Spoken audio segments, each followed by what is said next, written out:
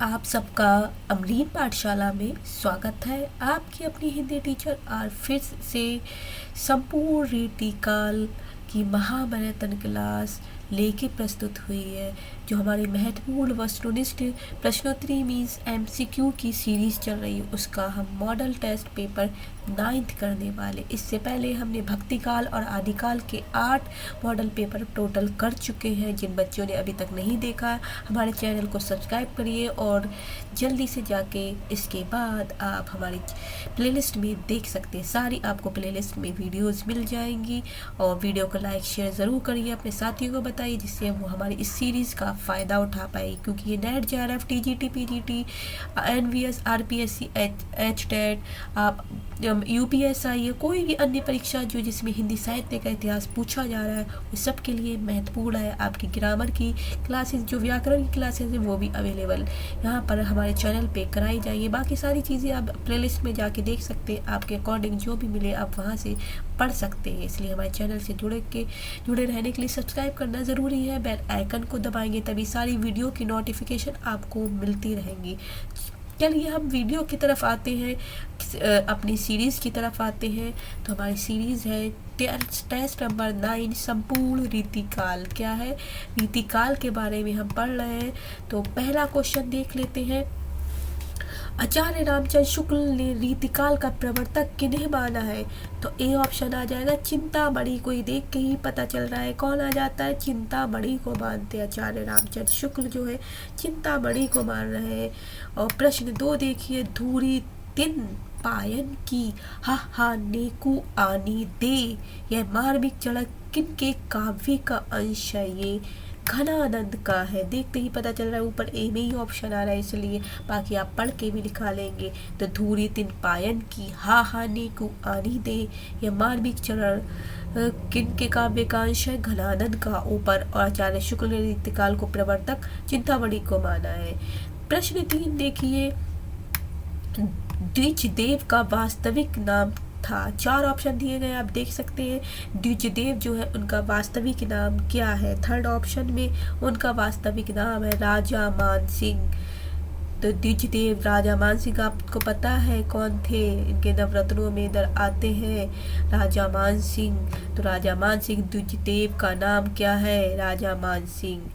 कविवत रत्नाकर के रचयिता कौन है? जो कवित्त रत्नाकर के रचयिता है वो कौन है? कवित्त रत्नाकर के रचयिता आपको पता होना चाहिए। ऑप्शन में 4 का सेनापति है। कौन है? सेनापति। 4 का सा ऑप्शन हो जाता है। 5th का रामचंद्रिका के रचयिता कौन है? आपको पता है केशवदास। इसको देखने की जरूरत ही नहीं है, याद ही होंगे ये क्वेश्चन। केशवदास है, इजी क्वेश्चन है। डॉक्टर नगेन के अनुसार नीति निरूपण का आरंभिक ग्रंथ क्या? जो नीति रूपक है उसका आरंभिक ग्रंथ कौन सा है? कवि प्रिया, कवि कल्पतरु, हित तरंगड़ी है। कृपाराम का हित तरंगड़ी है। डॉक्टर नगेंद्र के अनुसार रीति निरूपण हित तरंगड़ी को माना जाता है। इसके लेखक जो कवि है कृपाराम है। सतसई परंपरा की पहली रचना मानी जाती है। सतसई परंपरा की सबसे पहली रचना कौन सी होगी? 4 ऑप्शन दिए गए हैं आपको यहाँ पर, आप देख सकते हैं। इसमें है गाथा सप्तशती हाल की है गाथा सप्तशती। तो इसे माना जा रहा है सतसई परंपरा की पहली रचना। अब हम 8वें क्वेश्चन पे बच्चों आ जाते हैं, जो हमारा 8वां क्वेश्चन है। रामचंद्रिका को छंदों का अजायब घर कहने वाले समीक्षक कौन थे? जिसे रामचंद्रिका को छंदों का अजायब घर बोला है, वो कौन ऐसे कवि है? तो वह है राम स्वरूप चतुर्वेदी। कौन हो जाते? राम स्वरूप चतुर्वेदी। छंदों का रामचंद्रिका के छंदों को अजायब घर कहते हैं। 8वें का सा ऑप्शन हो जाता है। 9वां है, निम्नलिखित रीतिकला अलीन ग्रंथों को उनके रचयिताओं से सुमेलित कीजिए। तो पद्मी चरित किसका है? तो पद्मी चरित आपका हो जाएगा मुबारक का। सुजान चरित आपको पता होना चाहिए किसका है? सुजान चरित हो जाएगा सूदन का। सुजान चरित किसका हो जाएगा? सूदन का। और काव्य प्रकाश, तो काव्य प्रकाश आपका हो जाएगा चिंतामणि का। और छत्र प्रकाश, तो लाल कवि का छत्र प्रकाश। 4 का 2। तो ये सा ऑप्शन आपका आ जाएगा। ठीक है, तो आनंदीलाल शर्मा द्वारा बिहारी सतसई पर लिखित फारसी टीका का नाम है आनंदीलाल द्वारा आनंदीलाल शर्मा द्वारा बिहारी सतसई पर लिखित जो फारसी टीका है वो किसकी है, 10वें का बताना है। फारसी टीका फिरंगी सतसई में है। तो आनंदीलाल शर्मा द्वारा बिहारी सतसई पर लिखित फारसी टीका कौन है, फिरंगी सतसई। क्या नाम हो जाएगा, फिरंगी सतसई, 10वें का सा। 11वां क्वेश्चन देखिए, बिहारी सतसई के प्रत्येक धोपे पर सवैये की रचना करने वाले कौन से कवि हैं, तो आपको पता होना चाहिए कृष्ण कवि है। कौन है, कृष्ण कवि बिहारी सतसई के प्रत्येक धोरे पर सवैया की रचना करने वाले कवि हैं। निम्नलिखित रीतिकालीन ग्रंथों को उनके रचयिताओं से सुमेलित कीजिए। यहाँ पर ग्रंथ दिए गए उससे सुमेलित करना है 12वें का, तो 12वें का आपका हो जाएगा यहाँ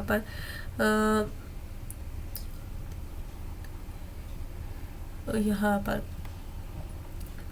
बीसल देवचरित, केशवदास, कवि कुंठाभरण, कवि दूल्हे, मृत कौमुदी मतीराम का, रस प्रबोध रसलीन का। तो ये आपका हो जाएगा आपका डी ऑप्शन जाके द ऑप्शन। ठीक है, ये हो गया। राधा कान्हाई तो सिमरन को बहानो है, रीतिकालीन कवियों की भक्तिहीनता के संदर्भ में उक्त समीक्षा करने वाले कौन है, 13वां बताना है कौन है, ये है भिखारी दास।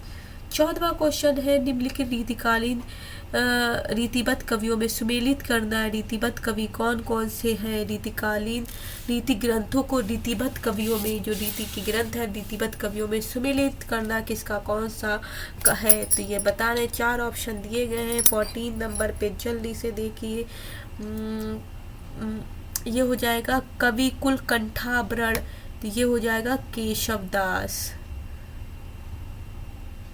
नहीं ये केशवदास का नहीं है बच्चों, 1 मिनट, केशवदास नहीं है, इसे रब करो थोड़ा नीचे तक जाएगा ये, यस ये आपका हो जाएगा 1 मिनट। तो 14वें का हम कर रहे हैं, हाँ, कवि कुल कंठाभरण, कवि दूल्हे है, कवि दूल्हे, और छंदमाल जो हो जाएगा वो हो जाएगा आपका केशवदास, छंदमाल केशवदास का। ललित ललाम ये चला जाएगा आपका मतीराम का, और सर्व 16 प्रकाश गुरु गोविंद सिंह का जाएगा। तो ये आपका 14 का आपका क्या आंसर हो जाएगा, सा ऑप्शन हो जाएगा। क्या हो जाएगा, सा ऑप्शन। और किस विद्वान ने केशवदास को भाषा का मिल्टन की संज्ञा दी थी, तो भाषा का मिल्टन किसने कहा है केशवदास को, 15वां नंबर देखिए जल्दी से, ये कहा है मिश्र बंधु ने कहा है। और 16वां क्वेश्चन देखिए, जायसी किरत अखरावट की तर्ज पर लिखा गया रामदास सहाय का ग्रंथ का नाम बताना है। अखरावट पर लिखा गया जैसे है उसी का जैसे कौन सा है, वो है ककहरा। क्या हो जाता है, ककहरा, अखरावट का ककहरा, इस तरह से याद कर सकते हैं। नायिका भेद की दृष्टि से सर्वप्रथम रीतिकालीन ग्रंथ है, 17वां क्वेश्चन बताना है। 17वें का बा हो जाएगा सुख सागर तरंग है। और 18वां छंद निरूपण ग्रंथों में प्राचीनतम रीतिकालीन ग्रंथ है, जो 18वां क्वेश्चन है वो बताइए, वो हो जाएगा छंदमाला। क्या हो जाएगा, छंदमाला। 19वां बताना है, अब 19 नंबर को बताना है। निम्नलिखित रीतिकालीन ग्रंथों की उनके रचयिताओं से मिलान करना है। तो 19वां क्वेश्चन बताइए जल्दी सा, कौन सा हो जाएगा, वो हो जाएगा सुधानिधि किसका है, सुधानिधि तोष का ही है, पहला ही ऑप्शन ठीक है। सुधानिधि किसका है, तोष का है। रतन हजारा भी किसका हो जाएगा, ये रसनिधि का हो जाएगा। किसका हो जाएगा, रसनिधि का हो जाएगा। और द्रोण पर्व ये भी कुलपति मिश्र का हो जाएगा। रामश्वेत चिंतामणि का है। तो यही आपके ऑप्शन सही है। तो यही आपके 1 2 3 4 यही पूरा ही ठीक हो जाएगा। तो 1 2 3 4 19वें के में किस में आ रहा है, आप देख सकते हैं 19वें का ये डी ऑप्शन में ही आ रहा है। 20वां निम्न में से कौन सा रीति ग्रंथ मतराम का नहीं है? जो मतराम का है वो कौन सा ग्रंथ नहीं है? 20वां जल्दी से देखिए कौन सा हो जाएगा? वृत्त विचार हो जाएगा। कौन सा हो जाएगा? सा ऑप्शन में वृत्त विचार। 21वां है निम्न में से कौन सी कृति गुरु गोविंद सिंह विरचित नहीं है? जो गुरु गोविंद सिंह से विरचित नहीं है वो बताना है, वो है कवित प्रकाश। 12वां है सुजान रहित प्रबंध, सुजान विलास, सुजान चरित के रचयिता क्रमशः बताना है कि सुजान रहित प्रबंध के कौन है, सुजान विलास के, सुजान चरित के कौन कौन है, इन्हें अच्छे से आप बताइए। 22वां क्वेश्चन है तो सुजान रहित किसका है वो देखिए। अब किसका हो सकता है? सबसे पहले सुजान रहित किसका है? तो 22वां ऑप्शन देखिए यहाँ पर, तो यहाँ मिल रहा है घनानंद का हो जाएगा, घनानंद का सबसे पहले आएगा। फिर सोमनाथ का आपका हो जाएगा सुजान विलास, और सुजान चरित ये सूदन का हो जाएगा, तो द ऑप्शन। 23वां कवि विराज शिरोमणि उपाधि किस कवि को प्राप्त थी? तो ये आपको पता है 23 का ये थी पद्माकर को, पद्माकर को कविराज शिरोमणि कहा जाता है। 23वें का सा ऑप्शन हो गया है।